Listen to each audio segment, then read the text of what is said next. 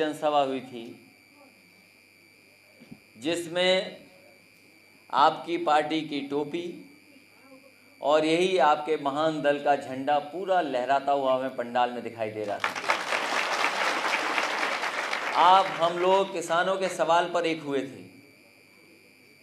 जो हमारा अन्नदाता वो आंदोलन कर रहा है उसके समर्थन में हम लोग खड़े हुए थे। वो सभा ऐतिहासिक हुई थी। शायद इतनी बड़ी सभा उत्तर प्रदेश में भारतीय जनता पार्टी सरकार में रहने के बावजूद भी नहीं कर पाई।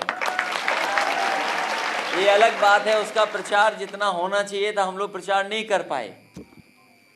लेकिन जिन्होंने भी सोशल मीडिया पर देखा या हमारे आपके माध्यम से जहां तक बात पहुंची, उन सब ने स्वीकार किया कि किसानों के समर्थन में महान दल और समाजवादी पार्टी ने जो कार्यक्रम किया वो ऐतिहासिक है। उतनी बड़ी रैली कहीं नहीं हुई आज तक। ये जो नारा वहां पर चला था आज लखनऊ के करीब आ गया।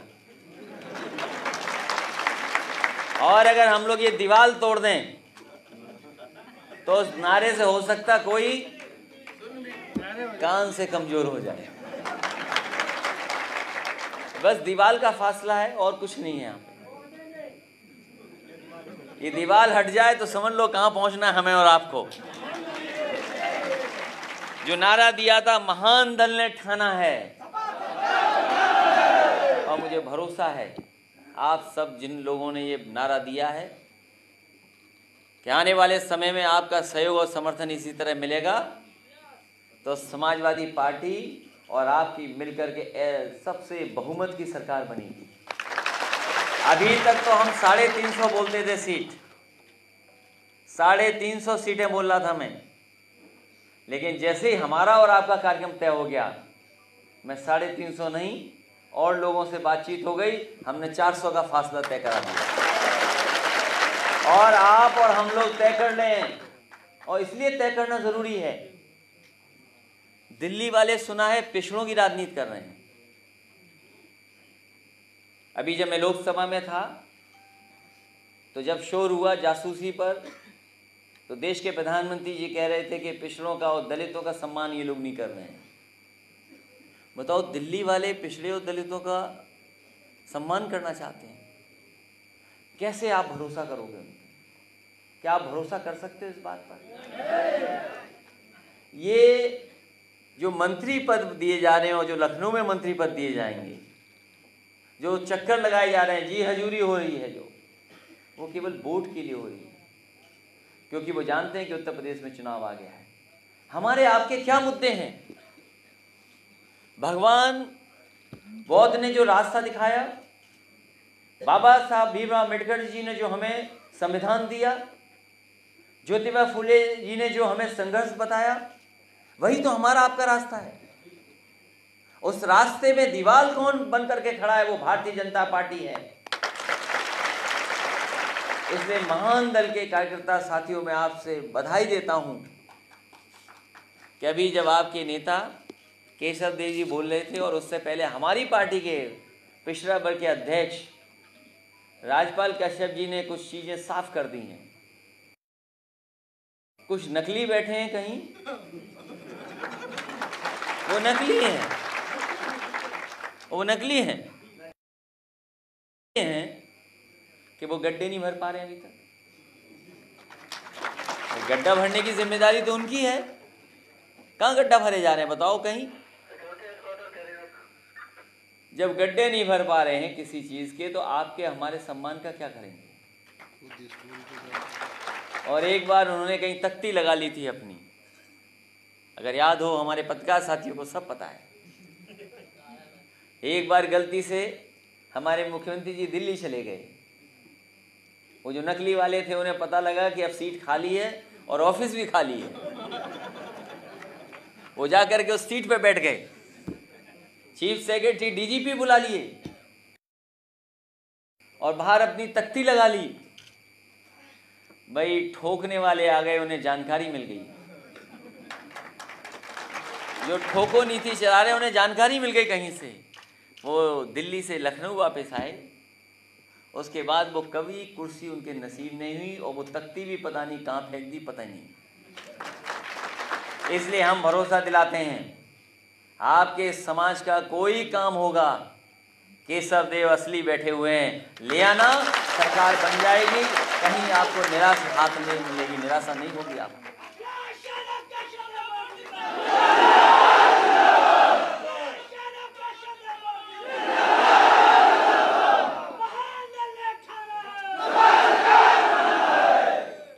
महान दल ने ठाना है सपा सरकार बनाना और सरकार बनने जा रही है। आपका सहयोग, आपका समर्थन मिल जाए। और कितना भेदभाव हुआ सोचिए आप। हमारी आपकी जनगणना नहीं करना चाहते। एक समय था देश में चाहते हैं लोग कि जनगणना हो, हम और आप में लड़ाई करा दी कि आज सब हक यादव छीने ले रहे हैं। कभी कहा जाता है कि हमने हक सबका छीन लिया, पिछड़ों का हक छीन लिया। ये बहस चल रही है लगातार, और जैसे ही चुनाव करीब आता है तो बहस और तेज हो जाती है। इसलिए समाजवादी पार्टी और हमारी आपकी मांग है, पहले कांग्रेस ने जनगणना नहीं की, हजारों करोड़ रुपए खर्च हो गए, सब गिनती हो गई, लेकिन आगे भी तक आंकड़े बाहर नहीं आए। जनगणना फिर होने जा रही है। भारतीय जनता पार्टी कभी जनगणना नहीं करेगी, क्योंकि वो जानते हैं आबादी में कौन ज्यादा है, आबादी में किसकी संख्या भारी है, इसलिए कभी जनगणना नहीं करेंगे। लेकिन हम अपने सभी लोगों को भरोसा दिलाते हैं, उत्तर प्रदेश की सरकार बनेगी तो सबसे पहला काम अगर कोई होगा सरकार का, तो जनगणना अगर वो दिल्ली वाले नहीं करेंगे तो उत्तर प्रदेश की सरकार अपने आप समाजवादी करके दिखा देंगे। और क्या समय लगेगा? आजकल टेक्नोलॉजी के ज़माने में क्या समय लगेगा? बैंक के सबके पास आंकड़े हैं, आपके जनधन अकाउंट के आंकड़े हैं, गांव-गांव मोबाइल है, आधार पहले ही बन चुका है, वे आपके वोटर आईडी है, न जाने कितनी जगह जहां से आप पूरी की पूरी जानकारी हासिल कर सकते हो। इसलिए अगर हासिल करना भी पड़ा तो केवल हमें क्या है, 100-200 लाइन वाला फ़ोन लगाना पड़ेगा। एक आप फ़ोन करिए, अपने आप रजिस्टर हो जाइए उसमें। जैसे याद कीजिए बीजेपी ने अपनी रजिस्टर किया था, मिस्ड कॉल करिए, रजिस्टर हो जाइए। याद है कि नहीं याद है? इसी तरीके से एक मिस्ड कॉल सेवा हम लोग कर देंगे। आप फ़ोन उठाइए, फ़ोन मिलाइए, और अगर आप साग के सैनी, मौर्य, कुशवाहा हैं तो एक बटन दबा दीजिए, और अगर आप यादव हैं तो 3 नंबर बटन दबा दीजिए, अपने आप गिनती हो जाएगी। 3 महीना तो ज़्यादा बता रहा हूँ मैं, 6 महीना ज़्यादा बता रहा हूँ। लोग दिन रात फ़ोन करेंगे, अपने आप गिनती हो जाएगी, और उसमें खर्चा भी नहीं होने वाला। और आरक्षण का सवाल, अभी कुछ बच्चे यहाँ आए थे जो लगातार इस सरकार के खिलाफ आंदोलन खड़ा किया हुआ है। सरकार हमारी नहीं है, भारतीय जनता पार्टी की सरकार है। वो कहते हैं हम सबसे बड़े हमदर्द हैं पिछड़ों के। भारतीय जनता पार्टी यही कहती है कि सबसे बड़े हम ही हैं जो कष्ट मिटा देंगे पिछड़ों के, दलितों के। बताओ यहाँ कितनी बार आए लोग अपना हक मानने, सम्मान मांगने, इन्होंने लाठी मार करके वापस किया है। इसलिए इस बार मौका मिलने जा रहा है आपको 22 के चुनाव में। असली वोट की लाठी अगर कोई मारेगा तो पिछड़े और दलित मारेंगे, जिनका हक और सम्मान भारतीय जनता पार्टी ने छीना है। क्या क्या बताएं भारतीय जनता पार्टी का। और हमारे मुख्यमंत्री जी की भाषा का तो कुछ कह ही नहीं सकते। उनकी भाषा, उनका ज्ञान ऐसा है कि दुनिया के लोगों ने पूछ रहे हैं और ढूंढ रहे हैं कि आखिरकार कहाँ है ऐसे मुख्यमंत्री। कहीं संविधान में, कानून में नहीं है, ठोक दो। और ये अनपार्लियामेंट्री भाषा है, लेकिन ठोकने से चला रहे थे प्रदेश को। कभी कभी हम सोचते हैं कि ये कोरोना के समय पे, कोविड के समय पे सबसे ज्यादा मोबाइल और सबसे ज्यादा लैपटॉप काम आया। अगर ये नहीं होते लैपटॉप और मोबाइल शायद, तो हमारे लोग कमरों में बंद रह के, घरों में बंद रह करके न जाने कितने लोगों को मानसिक बीमारी हो जाती। कम से कम मोबाइल और ये हमारे कंप्यूटर, लैपटॉप थे जिन्होंने हमें और आपके जोड़ करके रखा। कुछ समय उससे अच्छा गुजर गया, बीमारी में हमारा साथ दिया उसने। और सोचिए इन्होंने घोषणा पत्र में लिखा था कि भारतीय जनता पार्टी की सरकार बनेगी तो लैपटॉप भी देंगे और डाटा भी देंगे। सोचो कभी क्यों नहीं आपको लैपटॉप मिला? क्योंकि हमारे बाबा मुख्यमंत्री जी लैपटॉप चलाना नहीं जानते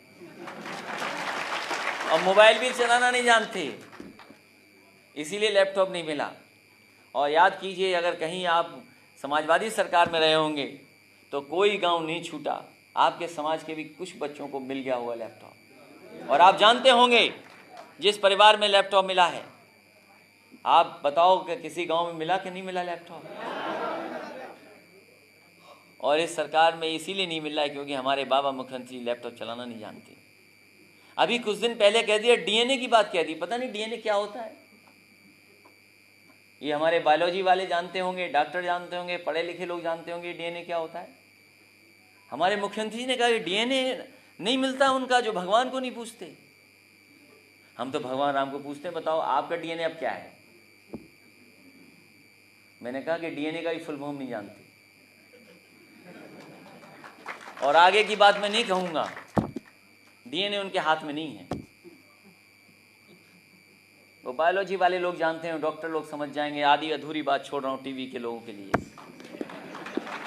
क्योंकि वो योगी हैं, इसलिए डीएनए वाली बात हम उनसे नहीं कर सकते। क्या आपको लगता है वो योगी हैं? ये सही कहा आपने कि नेताजी का सम्मान से नाम नहीं लिया, लेकिन ये सच बात नहीं है। क्योंकि जब हम भगवान को पूछते हैं तो तू भी कह देते हैं, गाना बनता है। तो जो इन्होंने जो गाना बनाया था तो उसमें सम्मान की जरूरत नहीं थी, गाना ही सम्मान था। उनका भाव और गाने के शब्द ही सम्मान के थे। लेकिन ये अलग बात है, आप राष्ट्रीय अध्यक्ष हैं, वो प्रदेश अध्यक्ष हैं, इनको माफी मांगनी थी तो उन्होंने रास्ता ढूंढ लिया।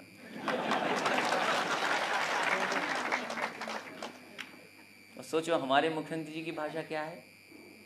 अभी नेताजी के बारे में क्या कहा उन्होंने। हम लोग नहीं उस झगड़े में फंसेंगे, लेकिन असली लड़ाई यह है कि उत्तर प्रदेश विकास के रास्ते पर जाएगा कि नहीं जाएगा। क्योंकि उत्तर प्रदेश तरक्की और खुशहाली के रास्ते पे जाएगा तो सबका भाग्य खुलेगा। ये पहले मुख्यमंत्री जिन्होंने विकास रोक दिया, इन्हें विकास पसंद ही नहीं है और इनका विकास केवल विज्ञापन में है और केवल प्रचार में है और कहीं विकास नहीं दिखाई देगा इनका। और जब कभी इनके ऊपर संकट आता है तो न जाने कहां छिप जाते हैं जाकर के। इन्होंने अभी तक अपना घोषणा पत्र पढ़ा नहीं है, संकल्प पत्र का पहला पन्ना नहीं पढ़ा इन्होंने। आप उठाइए भारतीय जनता पार्टी का संकल्प पत्र, सबसे पहला लिखा है कि हम किसानों की आय दोगुनी कर देंगे। बताओ किसान भाइयों, हम और आप सब किसान हैं, सबकी खेती बाड़ी है, कुछ न कुछ पैदा करते हैं। बताओ किस फसल की आपको कीमत दुगनी मिली है? किस पैदावार का आपको दुगना लाभ मिल गया? न गेहूं का मिला, न धान का, न गन्ने का, न आलू का, किसी का नहीं मिला।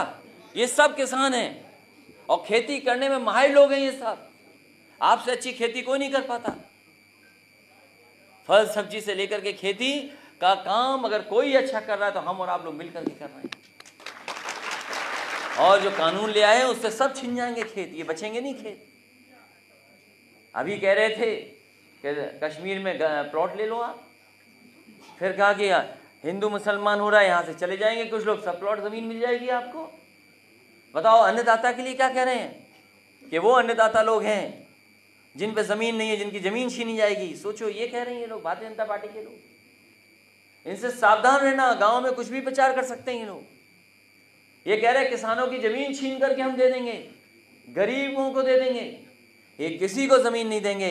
ये जमीन अगर छीनेंगे तो बड़े बड़े उद्योगपतियों को दे देंगे जो आंख लगा करके बैठे हैं कि कब कानून पास हो जाए और जमीन हमारे हाथ में आ जाए, क्योंकि बड़ा काम करना चाहते हैं। अभी बाजार उनके हाथ में नहीं है और बाजार को अपने हाथ में करना चाहते हैं वो लोग, सब्जियों को अपने हाथ में करना चाहते हैं। ये कभी देखना ठेलों पे जो सेब लगे हैं उनमें छोटा सा स्टिकर आता है, किसी कारोबारी का नाम लिखा हुआ है उस पर। क्या कोई कल्पना कर सकता है वहां से सेब आ रहा, कश्मीर का सेब, और स्टिकर अडानी का लगा हो उस पर? दोबारा जाना ठेले पर देखना ये बात सही है कि नहीं सही है। तो बताओ सेब ये तो काम दूसरे लोग कर लेते, हमारे गरीब कर सकते थे ये काम। इस काम में भी चले आ गए आप। चाहते हो दूध भी बेचना चाहते हो। हमने कारखाना लगाया दूध का, अमूल का प्लांट, सोचा यहाँ के किसानों का और गरीबों का दूध खरीदा जाएगा। सरकार पलट गई, दूसरी सरकार आ गई। अब बताओ, गुजरात से दूध आ रहा है यहाँ पर। उत्तर प्रदेश की गाय का दूध नहीं ले रही है, यहाँ की भैंस का दूध ले रहे हैं, गुजरात से मंगा रहे हैं अमूल प्लांट के लिए। सोचिए, लखनऊ में जो लगा प्लांट, ये इनका काम करने का तरीका। और याद कीजिए, देश के मंत्री ने क्या कहा था जब सरसों का तेल महंगा हो गया, तो कहा कि इसमें मिलावट नहीं है, इसलिए सरसों का तेल ज़्यादा महंगा है। सोचो आप, ये भारतीय जनता पार्टी के लोग सस्ता कैसे करेंगे? मिलावट करके सस्ता करना चाहते हैं। याद कीजिए, होगा उनका स्टेटमेंट कहीं ना कहीं। और आज सरसों का तेल कितना महंगा हो गया। सरसों पैदा करते हम और आप, और तेल जब खरीदने जाओगे तो बताओ कितना महंगा। अगर हम और आप लोग खुद अपनी पिराई कर लें तो कितना शुद्ध भी होगा, अच्छा भी होगा, टेस्ट भी होगा, खुशबू भी होगी। लेकिन जब बोतल में बंद होकर के आएगा तो शायद उसकी खुशबू नहीं होगी, और जो खा लेगा उसे सीधा अस्पताल अपना दिल दिखाना पड़ेगा जाकर। और प्रचार क्या आता है? तो इसलिए किसान के सामने संकट है, पिछड़े दलितों के सामने संकट है। ये काले कानून आ गए, लागू हो गए तो सब बर्बाद हो जाएंगे। इससे बहुत बड़े बड़े सवाल भी हैं। ये न सड़कें बनाना चाहते हैं, न अस्पताल बनाना चाहते हैं। बताओ, कोरोना में देख लिया कि क्या काम आया। जो भी कुछ इंतज़ाम था समाजवादियों की सरकार का इंतज़ाम था। जो अस्पताल थे वो उसी समय के थे। अगर नेताजी ने और समाजवादी पार्टी ने अस्पताल न बनाए होते तो न जाने कितने गरीबों को इलाज के बिना ही दम तोड़ना पड़ता। अस्पताल नहीं बनाए इन्होंने, दवाइयों का इंतजाम नहीं कर पाए। बताओ, मामूली सी दवाई पैरासिटामोल नहीं मिली, और दूसरी दवाइयाँ थी जो सस्ती थी वो नहीं मिली किसी को। और ऐसी भगदड़ मचाई कि एक ही इंजेक्शन है जिससे जान बच जाएगी। गरीबों को लगा कि अमीर लगवा रहे हैं रेमडेसिविर इंजेक्शन, तो शायद गरीब भी इससे बचा लेंगे अपनी जान। बताओ, इंजेक्शन नहीं उपलब्ध करा पाए। और तो और जिसकी वजह से न जाने कितने लोगों की जान बच जाती। अपने आप सिलेंडरों का इंतजाम करते फिरे, अपने आप बिस्तरों का इंतजाम करते फिरे, और तब जाकर के जान बची। और कहते कि हमें, और क्या जवाब देते हैं कि ऑक्सीजन के बिना किसी की जान नहीं गई। आपने देखा है कैसे लोग सिलेंडर लेकर के भाग रहे थे, और जहां कब्रिस्तान शमशान थे, बताओ कितनी लाइन लगी हुई थी। जो शमशान थे ऐसे कभी नहीं जली होंगी जितनी भारतीय जनता पार्टी की सरकार में जली है। और लखनऊ में जब जलने लगी, हमारे पत्रकार साथियों ने तस्वीर दिखाई तो उन्होंने उसमें ढांक दिया, टीन शेड लगा दी जाके। बताओ, ये योगी की सरकार है? अपने आप को कहते हैं योगी, और अगर शमशान घाट में लाशें जल रही हैं तो उसमें टीन शेड लगा दे रहे हैं कि कोई देख ना पाए कितने लोग जल गए। और फिर माँ गंगा ने, बताओ, लाशें वापस कर दी कि नहीं कर दी? हमारी पवित्र नदी जिसको हम पूजते हैं, जिसकी हम पूजा करते हैं, और बीजेपी के लोगों ने कहा कि हम माँ गंगा को साफ कर देंगे। बताओ, माँ गंगा को साफ किया इन्होंने? लाशें दिखाई दी, बह गई न जाने कितनी, और माँ गंगा ने सब लाशें वापस कर दी, और अभी भी वापस हो रही हैं। अगर कोई जिम्मेदार है इनकी मौत का, तो उत्तर प्रदेश की भारतीय जनता पार्टी की सरकार जिम्मेदार है। समाजवादियों को मौका मिलेगा तो जांच होगी कि आखिरकार इतनी जान कैसे चली गई। और फिर कोई मदद नहीं उन परिवारों की जिनके सदस्य चले गए। आज भी दुख है उन परिवारों में, क्योंकि अचानक मृत्यु हो गई किसी की, परिवार का सदस्य चला गया, कमाने वाला चला गया, जो रोजगार करता था वो चला गया। तो उसकी वजह से आज भी संकट उन परिवारों की। अगर समाजवादी सरकार बनी तो हम आपको भरोसा दिलाते हैं कि जिस तरह हम किसानों की, मजदूरों की, गरीबों की मदद करते हैं, जो सुप्रीम कोर्ट ने गाइडलाइंस दी हैं, आने वाले समय में कोरोना से जिनकी जाने गई उनकी भी मदद करने का काम समाजवादी लोग और हम आप लोग मिलकर के करेंगे। इसलिए बहुत बड़े बड़े सवाल हैं देश के सामने। अभी घबरा गए कि हमने 400 सीट कैसे बोल दी। मैंने कहा कि 400 सीट जीत सकते हैं उत्तर प्रदेश में समाजवादी लोग, और महान दल मिल जाएगा। तो घबरा गए, सवाल पूछ रहे हैं हमसे कि 400 कैसे जीतोगे। हमने कहा कि बताओ, आपने कहा था बुलेट ट्रेन आएगी, हमने कभी सवाल पूछा आपसे बुलेट ट्रेन किधर से आएगी? आप सोचो, हमने आपने किसी ने सवाल पूछा कभी? बस आपने कहा, हमने मान ली बात कि बुलेट ट्रेन आ रही है। इसी तरह बनारस में बताओ, क्यूटो बोला कि क्यूटो बना देंगे। हालांकि ओलंपिक में हमारे जैवलिन थ्रो में तो हमारा नंबर 1 आ गया, गोल्ड मेडल मिल गया। हम बधाई देते हैं ऐसे खिलाड़ी को जिन्होंने हमारे देश का दुनिया में सम्मान बढ़ा दिया।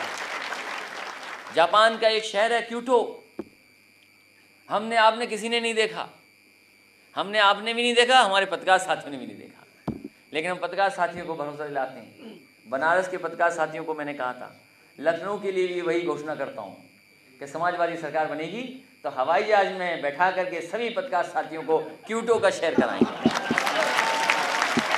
बताओ, हमने क्यूटो पे कोई सवाल पूछा उनसे? कोई पूछा क्यूटो पे सवाल? और क्यूटो जो शहर है, मैं ये दावा कर सकता हूँ, आप गूगल कर लेना, देख लेना क्यूटो जैसा शहर कैसा है। न गंदगी है, सफाई इतनी है जितनी हम आप लोग कल्पना नहीं कर सकते। पानी साफ सुथरा है, हवा साफ है, सड़कें अच्छी हैं, दुकानें अच्छी हैं, सब कुछ साफ सुथरा है जैसा आप हम सोच नहीं सकते। देख के आएंगे तब लिखेंगे सर। वैसे गूगल पे भी देख सकते हो। तो इसलिए जो क्यूटो का सपना दिखाया, बताइए हमें आपको क्यूटो का सपना दिखा दिया। नोटबंदी करके कह दिया कि ये भ्रष्टाचार अब नहीं होगा, काला धन नहीं होगा, खत्म हो जाएगा। बताओ, जिला पंचायत चुनाव में बीडीसी तक तो काला धन ले लिए। नोटबंदी का क्या रहा फिर बताओ? आप बताओ, जानते होंगे बीडीसी और जिला पंचायत सदस्य चुनाव अभी चला गया।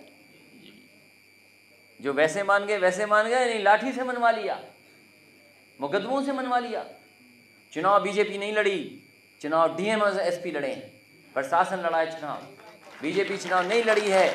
और जब बीजेपी चुनाव लड़ी थी तो जनता को मौका मिला था, जनता ने भारतीय जनता पार्टी को हराने का काम किया था।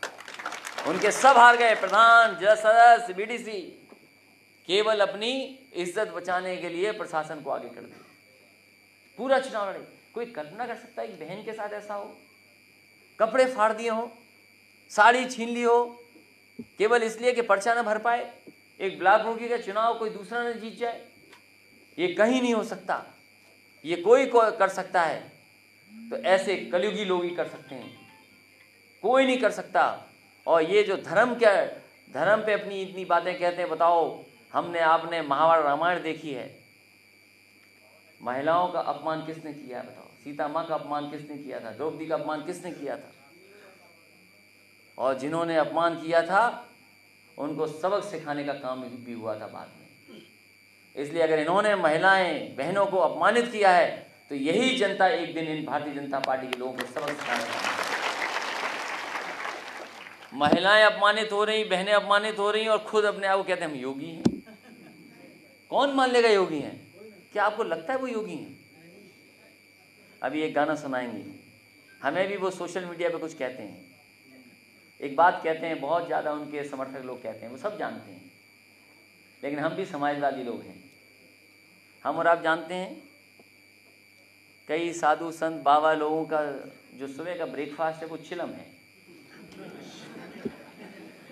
कि नहीं है? बताओ। ये है, खूब लोग कहते हैं। तो सोचिए, योगी वो होता है जो दूसरे का दुख अपना दुख समझे। यही हमने पढ़ा, यही जाना है कि योगी हम उसी को कहेंगे जो दूसरों का दुख अपना दुख समझे, वो योगी है। क्या ये सरकार हमारा आपका दुख समझ पा रही है? इसलिए साथियों, बहुत खुशी की बात है, इतने जोश और उत्साह के साथ आप आए कि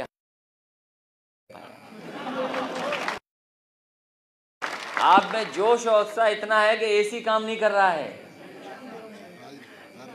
राजनीतिक ये सही है, ये हमें भरोसा दिला रही है, ये उत्साह, ये जोश और ये गर्मी के आने वाले समय में समाजवादी पार्टी और महान दल की सरकार बनने जा रही है। मुझे खुशी है इस मंच पर केशव देव मौर्य जी का धन्यवाद देता हूँ, सुमन शाक्य जी का धन्यवाद देता हूँ, शिव कुमार यादव जी का धन्यवाद, रामानंद सैनी जी का, सर्वेश साके जी का, विष्णु कुशवाहा जी का, और बहुत जो महान दल के हमारे नौजवान साथी दिखाई दे रहे हैं। मुझे खुशी इस बात की है कि बड़ी संख्या में हमें नौजवान कार्यकर्ता दिखाई दे रहे हैं, और ये इसलिए भी मुझे दिखाई दे रहे हैं, हम आप सबको, पुराने लोगों को ज़रूर चिंता है भविष्य की, लेकिन ये नौजवान जो हैं, ये जानकारी इनके पास है। पहले हो सकता था कोई गुमराह हो जाए, लेकिन आज के ज़माने में जहाँ जानकारी इतनी तेज चल रही है, ये नौजवान गुमराह नहीं होंगे। ये नौजवान इस बार उत्तर प्रदेश को सही रास्ते पर ले जाएंगे। और हमने पहले भी कहा और फिर कहता हूँ, ये अब पुरानी वेद पढ़ने की ज़रूरत नहीं है, हम उलझ जाएंगे। धर्म का ज्ञान हम लोग उलझ जाएंगे उसमें। अरे आपका नाम ही केशव है, केशव नाम किसका है बताओ आप? महाभारत दिखाने वाले। आप सोचिए नाम क्या है। ये असली, ये नकली केशव की बात नहीं कर रहे हम। अगर राजपाल कश्यप ने कुछ कहा है असली और नकली वाली बात, तो बताओ केशव कौन है?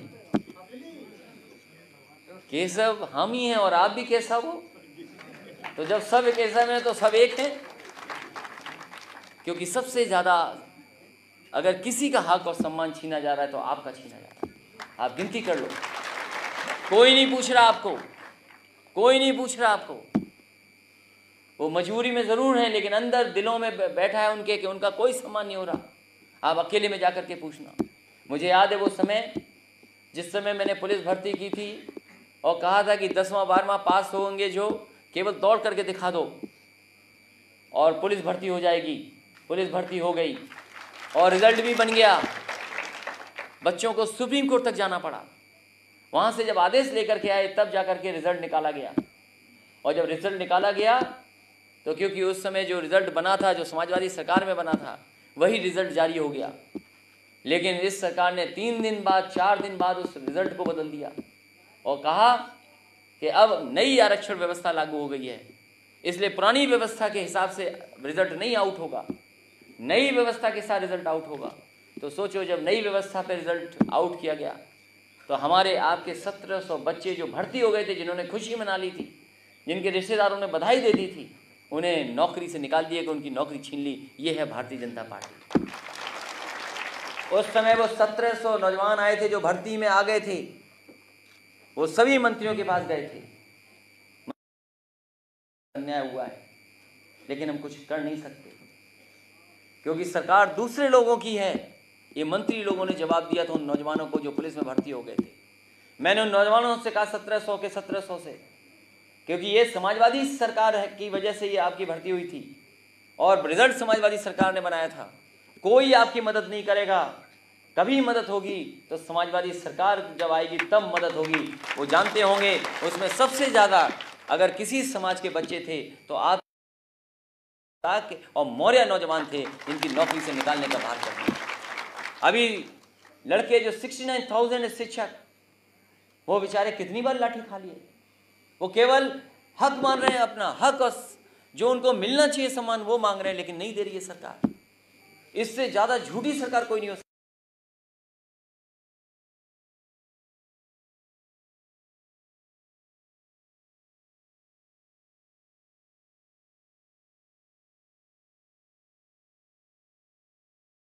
होती बताओ, एक्सप्रेस वे देखा कहीं इससे अच्छा? और एक्सप्रेस वे ऐसा जिसमें मिराज और सुकोई उतर गए हों, मिराज और सुकोई जैसे हवाई जहाज उतर गए बड़े बड़े। तो हमारी तो पता नहीं जाति कौन सी होती है। हमने तो लैपटॉप बांट दिया, हमने तो लैपटॉप, सोचिए, हमने एम्बुलेंस चला दी, हमने व्यवस्था ऐसी कर दी कि फोन मिलाइए पुलिस सामने। लेकिन पता नहीं बाबा जी ने उस पुलिस को कौन सा चूर्ण दे दिया, क्या प्रसाद दे दिया, पुलिस ही बर्बाद हो गई। बताओ बर्बाद हो गई कि नहीं हो गई? हो गई। लाठी लिए घूम रहे हैं। बताओ, कोरोना में लाठी लिए घूमते रहे। अरे भाई, वायरस को लाठी से थोड़ी भगाना था, वो लाठी को लिए घूम रहे थे। और कोरोना जैसी बीमारी सोचिए हमारे, और सरकार ने अपने कान और आंखें बंद कर दी। हमें तो चलो कोरोना से बचना था, भारतीय जनता पार्टी को किससे बचना था बताइए आप? सोचिए, बड़े सवाल हैं जिन्हें के जवाब केवल वोट से निकल सकते हैं। इसलिए आप सब ने जो ठाना है वही होना चाहिए, तभी परिवर्तन आएगा, तभी बदलाव आएगा। हम सब लोग बदलाव के लिए काम कर रहे हैं। हम पुरानी चीज़ों में नहीं उलझेंगे, नई क्या चीज़ बनाएं हम वो काम करेंगे। एक्सप्रेसवे जैसी सड़कें बने। अगर गांव-गांव में कहीं कोई तकलीफ हो गरीब को, तो उसे किसी रिश्तेदार, किसी पड़ोसी का इंतजार न करना पड़े, फ़ोन मिलाए, एम्बुलेंस आए और सीधे अस्पताल में उसका इलाज हो जाए, वो इंतज़ाम हमें करना है। ये पुलिस के लिए भी हमें थाना न जाना पड़े, क्योंकि थाने में अपमानित होता है गरीब, उससे वसूली हो जाती है। इसलिए 100 नंबर व्यवस्था लागू की थी, जिससे अगर गरीब परेशान है कहीं और अगर खेत में भी लड़ाई हो जाए, झगड़ा हो जाए, तो फ़ोन करे, पुलिस पहुंच जाए। वो इंतज़ाम किया था समाजवादियों ने, उसको और बेहतर करेंगे। इसलिए नौकरी मिले, रोजगार मिले, महंगाई कम हो। बताओ, उन्हें महंगाई नहीं लग रही? डीजल पेट्रोल इतना महंगा हो गया। नहीं, बीजेपी के लोग महंगाई नहीं मान रहे, बताइए आप, स्वीकार ही नहीं कर रहे महंगाई। कैसे लोग हैं बताओ, और स्वीकार नहीं कर रहे, और उनसे जवाब भी नहीं कोई मांग रहा। अब पत्रकार साथियों की तो मालिकों की मजबूरी है, इनकी नहीं। ये तो हमारे साथ हैं, ये जितने पत्रकार साथी सब आपके साथ हैं, लेकिन इनके मालिक हमारे साथ नहीं है। अगर इनको छोड़ दो फ्री, तो अभी सरकार पलट जाएगी। अभी जनता में इनका पता नहीं लगेगा कहाँ चलेगी भारतीय जनता पार्टी, क्योंकि इन्होंने मालिकों को कंट्रोल कर रखा है, और मालिक भी जान गए धीमे धीमे कि हवा दूसरी तरफ चल रही है। वो पता है, क्योंकि पहले हमारा जन्मदिन मनता था, कोई बधाई नहीं मिलती थी। इस बार बहुत बधाई मिली, तो मुझे लगा कि मौसम बदल गया, इसलिए बधाई मिली, सरकार बदली। इसलिए आप सब हम लोग एक हो जाएं और एक ही हैं, पुरानी चीज़ों में नहीं उलझेंगे, क्योंकि ये परिभाषाएं बताएंगे, न जाने क्या क्या चीज़ें बताएंगे भारतीय जनता पार्टी के लोग। और सोचो, राम लला के मंदिर में स्कैंडल कर दिया, उसका कोई जवाब नहीं पूछ रहा। हम और आप ज़मीन लेने जेल चले जाओगे अगर ऐसा मामला कर दें तो सोचिए आप, बहुत बड़े बड़े सवाल हैं। इसलिए दिल्ली का भी रास्ता यूपी से ही निकलता है, और यूपी वो प्रदेश है जो देश की राजनीति बदलेगा।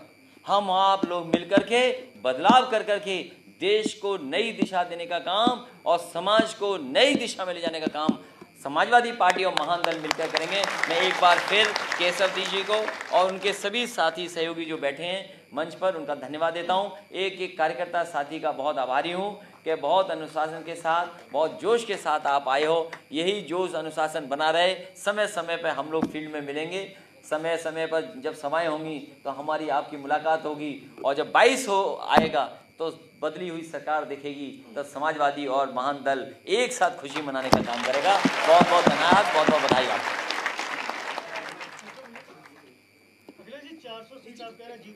अब नहीं, सब बोल दिया, वही रिकॉर्ड चला देना। ये मैंने सब कुछ बोल दिया है, अब रिकॉर्ड पर आ गया है, उसी को काट के दिखा देना।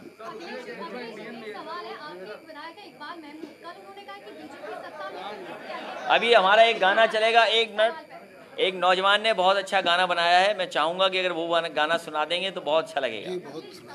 हाँ, बताइए सवाल। महमूद ने कल ये कहा कि बीजेपी सत्ता में सिर्फ इसलिए आई है ताकि मुसलमानों को आतंकवादी घोषित कर सके, राम मंदिर बना सके और हिंदुस्तान को हिंदू राष्ट्र बना सके। आप सोचिए, अन्नदाता को अपमानित करके, आतंकवादी कह करके, वेट 1 मिनट, वेट सागर, वेट, किसान कह करके, मवाली कह करके उन्हें अपमानित किया जा रहा है,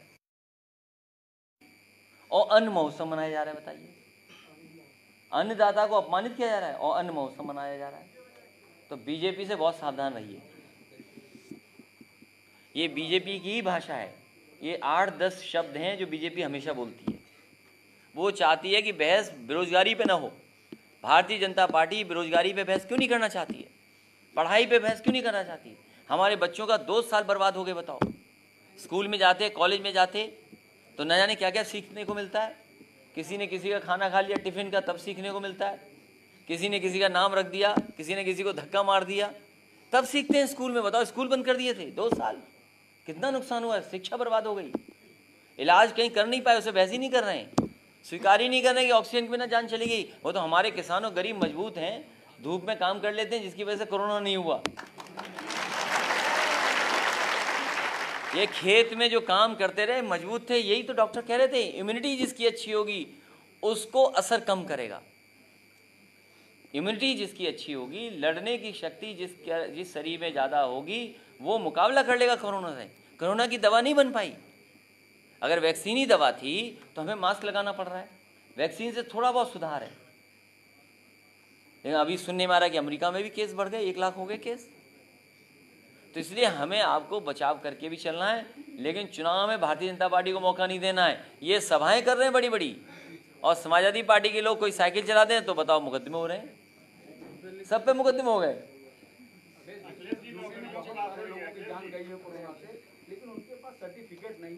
भारतीय जनता पार्टी सर्टिफिकेट नहीं बनाएगी। मैं उन्नाव गया था, CK त्रिपाठी समाजवादी पार्टी के पदाधिकारी रहे हैं, CK त्रिपाठी, उनके परिवार से मैं मिला, और उनके परिवार में उनके बेटे जो 35 साल के थे, कोरोना की वजह से मृत्यु हो गई। हम उनके परिवार से मिलने गए थे, उन्होंने मुझे जानकारी दी। पहले दवाई नहीं मिली, अस्पताल में बड़ी मुश्किल से बिस्तर मिला, हम जान नहीं बचा पाए बेटे की, और 2 महीना लगा तब जाकर के उन्हें कोविड का सर्टिफिकेट मिला। बताइए आप, ये किसी को नहीं दिया। बहुत सारे लोग हैं जिनको खांसी जुकाम के सिम्टम्स के बाद जान चली गई, गांव-गांव हैं उदाहरण। सरकार स्वीकार ही नहीं कर रही, ये झूठी सरकार है। आने वाले समय मैंने कह दिया कि जांच की जाएगी उसकी। वो तो गरीबों को बताना पड़ेगा कि उनके परिवार के सदस्य कैसे जान गई है, उन्हें परिवार के सदस्य ही तो बताएंगे कैसे बीमारी कैसे हुई। एक सवाल मंडल दिवस पर है, जो कल मंडल दिवस आप लोगों ने मनाया, क्योंकि ओबीसी पॉलिटिक्स उत्तर प्रदेश में बहुत ज्यादा होती हुई इस वक्त दिखाई दे रही है, कर रहे हैं, क्या इसके जरिए ओबीसी वोटर्स को साधने की तैयारी है? देखिए, हम समाजवादी पार्टी के लोग, महान दल के लोग पॉलिटिक्स नहीं कर रहे हैं। महान दल के लोग, समाजवादी पार्टी के लोग पिछड़े हैं, हम अपना हक और सम्मान मांग रहे हैं। भारतीय जनता पार्टी पॉलिटिक्स कर रही है, भारतीय जनता पार्टी पॉलिटिक्स कर रही है। हम आप सब पिछड़े हैं, हम तो केवल हक और सम्मान मांग रहे हैं। जो बाबा साहब भीमराव अम्बेडकर जी के रास्ते पे चलने वाले लोग हैं, मंडल कमीशन के तहत जो